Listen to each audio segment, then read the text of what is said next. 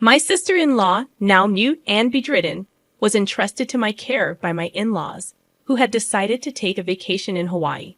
Just before departing, my husband Jack made it clear that taking care of her was my responsibility, emphasizing that I shouldn't slack off. As soon as Jack and his family left for their vacation, my sister-in-law, surprisingly, sat up and suggested that we get going too. My name is Lisa, and at 29, I had abandoned my teenage dream of becoming a pop star, realizing its fleeting nature. I ended up in my late 20s, dating Jack, whom I met through a friend, largely due to my mother's persistent desire to see her grandchild. Jack, despite having once aspired to enter the entertainment industry, now worked at a prestigious trading company in downtown Manhattan. After college, I had worked at a bank until I got married, at which point I quit my job. On a visit to Jack's parents' house, I learned about his younger sister Lucy, who, as a child, had contracted encephalitis from influenza, leaving her mute and bedridden due to brain damage. Lucy's mother had primarily cared for her, but surprisingly, Lucy and I got along well, communicating through sign language. Over time, I naturally picked up sign language, and our bond strengthened. Despite this, my mother-in-law, who was quite different from Lucy, was consistently sarcastic and critical of me. Jack and I lived in a condo about 30 minutes away, yet my mother-in-law would occasionally show up unannounced, nitpicking and issuing traditional instructions like keeping Jack's shoes clean and neatly folding laundry. She referred to Jack as Jackie and insisted on outdated practices, such as not going to bed before him, regardless of how late he got home. During our dating and early marriage days, Jack had always been kind and never disagreed with me, despite his mother's influence. Initially, Jack was incredibly considerate. If I mentioned feeling unwell and suggested having dinner outside, he readily agreed. Likewise, if I expressed interest in a designer bag, he would purchase it for me the following month. However, approximately a year into our marriage, Jack began to change, or perhaps reverted to his former self. He started coming home late from work, consistently smelling of alcohol. On weekends, Jack claimed increasing work responsibilities, making him too busy for family time. Oddly, even during visits to his parents' home, he would decline my invitations to join him. Frustrated, I decided to confront him about the growing distance between us. Jack, you've become so distant lately. It feels like you're a completely different person, I expressed. Jack glared briefly before dismissing my concerns. That's not true. You're overthinking things, he replied. Unconvinced, I pointed out that he rarely spoke to me anymore.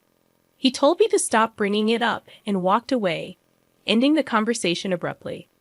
One Sunday, Jack surprised me by announcing he was going home.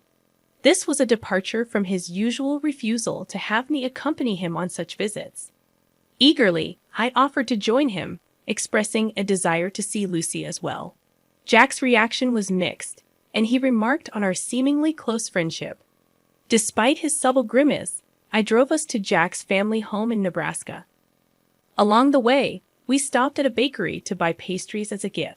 Jack's mother, who typically frowned at my presence, lit up upon receiving the pastries. When we arrived, she greeted us with a frown, as if displeased to see me. Undeterred, I handed her the pastries, and her expression changed like a child receiving a cherished toy. Curious about Jack's father, I inquired about him, learning he was out at a meeting. Jack's mother asked if I needed something, to which I replied that I didn't, just having something on my mind. He replied, I hadn't heard anything about this from Jack. What's going on? Did you have something to tell your father? I asked. Jack retorted, It's none of your business. What do you mean? We're a married couple, aren't we? Can you just stop nagging? His mother chimed in, Exactly. If Jack doesn't want to tell you something, you shouldn't be prying. Recognizing the futility of arguing, I chose not to respond. Just then, Jack's sister appeared. Oh, Jack, you're here, she said. Jack seized the opportunity, saying, Sis, perfect timing. I have something to discuss. She inquired. What is it? Jack proposed. I can take a long vacation next month. I was thinking about a family trip to Hawaii. How about you, sis? She replied, I'll pass. I don't have a passport. I was taken aback. Jack, usually busy with work, was suggesting a trip to Hawaii. Concerned, I asked, Jack, is everything all right with your job? His mother seemed displeased with my involvement and said, You shouldn't meddle with decisions Jack has made. You're really nosy, aren't you? Jack's mother then revealed the real reason for the meeting. I was to take care of Lucy during their vacation. Though momentarily surprised, I realized staying with Lucy was more appealing than going to Hawaii with my mother-in-law. I agreed to take care of Lucy, but I questioned why they had to bring me all the way there for such a discussion. Jack explained he expected resistance and wanted his mother to convince me forcefully if needed. Dumbfounded, I left the room to go to Lucy's room. Lucy was delighted to see me and asked how I'd been. When I explained Jack asked me to come along to their parents' house, Lucy remarked on Jack's change in behavior.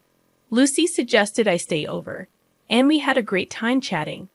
An hour later, Jack came to get me, and we headed home. Lucy gave me a slight wink, hinting at a shocking truth and an even more shocking plan. A month later, on the day of the Hawaii trip, Jack and I went to his parents' house. Despite not going to Hawaii, I brought luggage to stay with Lucy for a week. As departure neared, the family insisted that taking care of Lucy was my job, and my mother-in-law added, Please get along well with Lucy. It's better for you to stay here, isn't it? If anything happens to Lucy, it's all your fault. Unfazed, I returned to Lucy's room. At that moment, Lucy sprang up energetically and called out, Come on, let's get going. This echoed a recent conversation where Lucy revealed she could walk and converse, a secret she had kept since last year. I suppose, why have you been hiding this from the rest of the family? Lucy began sharing an unexpected tale, saying, Actually, my father and mother are both remarried. I'm my dad's child from his previous marriage, and my sister and brother are from my mom's side. Surprised by this revelation, and considering the usual coldness from my mother-in-law towards Lucy, I couldn't help but think, I thought so. Is that so? Lucy confirmed, Yeah, my mom despises me. And I didn't want to talk to her, so I pretended that I couldn't. Curious about her father's knowledge, I asked, And your father? Lucy explained, Dad knows everything. He's always on my side. Understanding the situation, I said, I see. That's why, regarding this trip to Hawaii, I'm thinking we should go too. Perplexed, I asked, what do you mean? Lucy explained, I mean I'm planning to go to Hawaii on the same day with you. We'll even stay at the same resort. Her proposal caught me completely off guard, and I responded, What? I'd be thrilled to go to Hawaii with you, Lucy. But do you even have a passport? Confidently, Lucy revealed, Of course. I secretly got my passport last month. And don't worry about the expenses. My dad is covering our plane tickets and the resort, including yours. Excited about the unexpected turn of events, I said. I see. I'm really looking forward to this. That's how we ended up at the airport, Lucy and I, arriving in Hawaii early in the morning.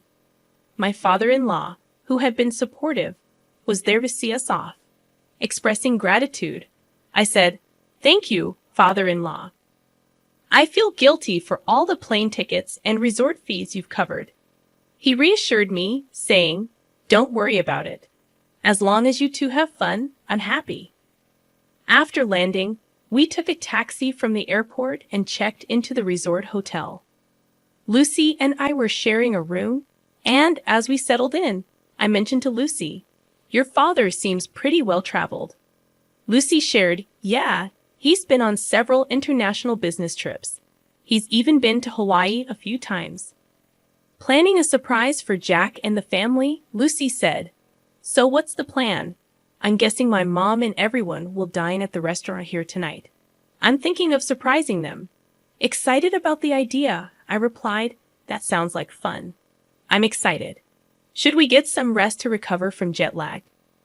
Lucy agreed. That sounds like a good idea. Unable to sleep on the plane, we took a shower, climbed into bed, and quickly fell asleep. Waking up around late afternoon, Lucy was already awake and starting to wear makeup. Apologizing for sleeping too much, I reassured her, "No, don't worry about it. I just woke up too. We really had a good sleep, didn't we?" Fully recharged and ready for our battle. Around 7 o'clock, I suggested, "I'll go and check the restaurant." As I looked for Jack and his party, I found them dining joyfully from the shadows near the entrance. Venturing deeper into the restaurant, I spotted the back of a young woman I didn't recognize. This puzzled me, as there hadn't been such a woman when they left Jack's parents' house. Straining my ears, I could intermittently hear Jack and my mother-in-law's voices. "I'm glad it's not that woman today." "Yeah, I really drew the short straw. She's tainted my family record. If only we had an elegant daughter like her from the start. I want to divorce her and start fresh soon. Try to find a reason for the divorce and extract hefty alimony from that woman. Even without a cause for the divorce, it's fine. I can fabricate as many as I want. She's so bad that I want to throw her in the trash. I want to see my grandchild from you and her." My mother-in-law was giving the woman a smile she had never shown me before. I was driven by the urge to step forward and see the woman's fate, but I held it in. I returned to my room and told Lucy that it took a while. "I'm sorry. I saw something shocking. Jack brought a woman that I've never seen before." "What?" I was about to scream.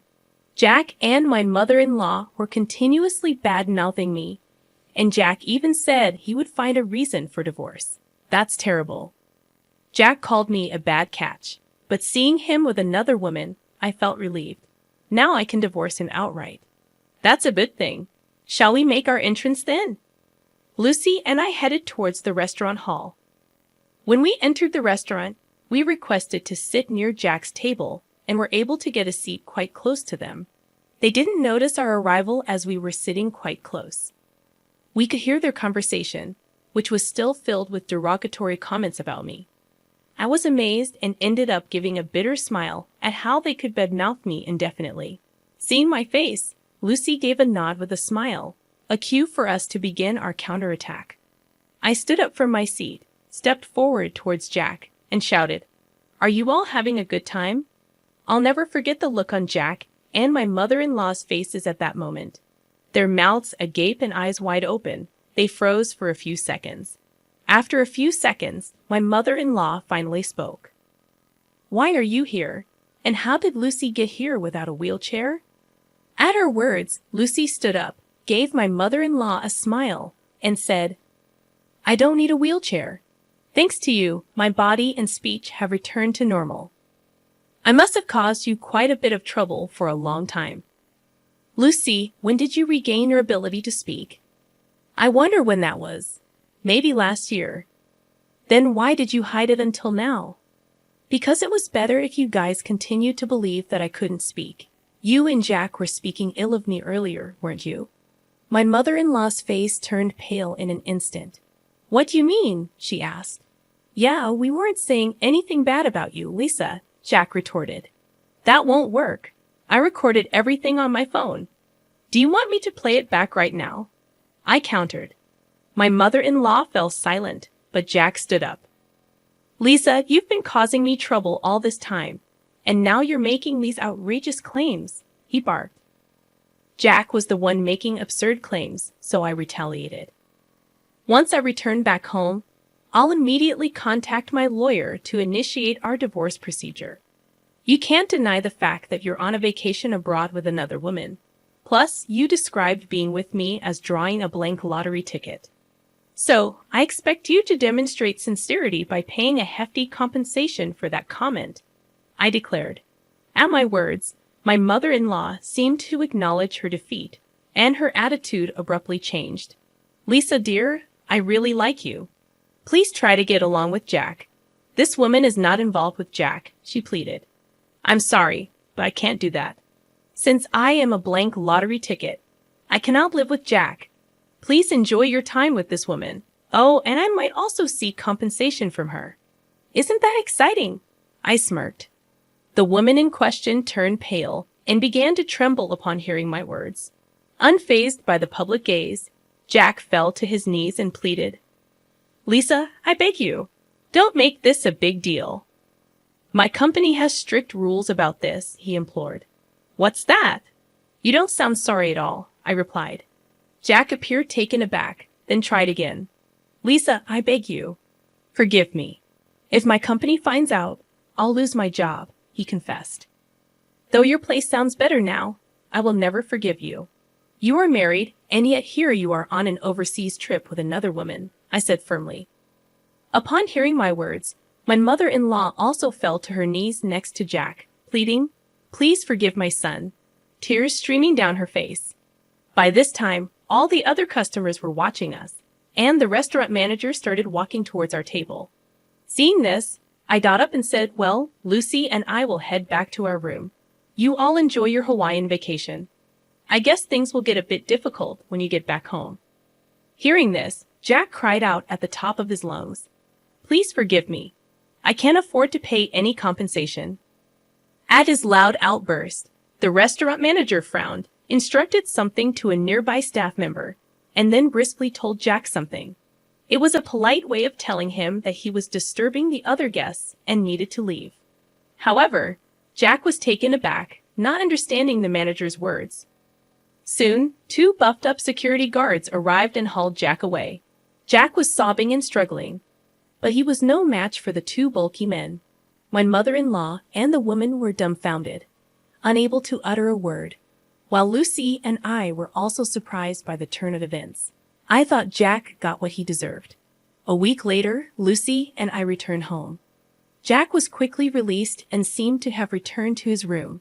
However, I later heard that he had been in a state of shock since returning to his room and had kept to himself until the end of the trip. The day after I returned home, I went to the law firm where my old college friend worked to request a divorce proceeding. Unfortunately, my friend was not present, but a female lawyer was assigned to me, who was very easy to talk to. I was able to explain everything that had happened.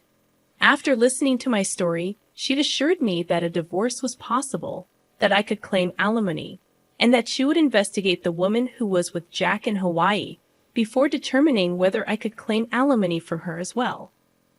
A month later, the female lawyer contacted me and informed me that it had been proved that Jack had been dating the other woman for about 6 months.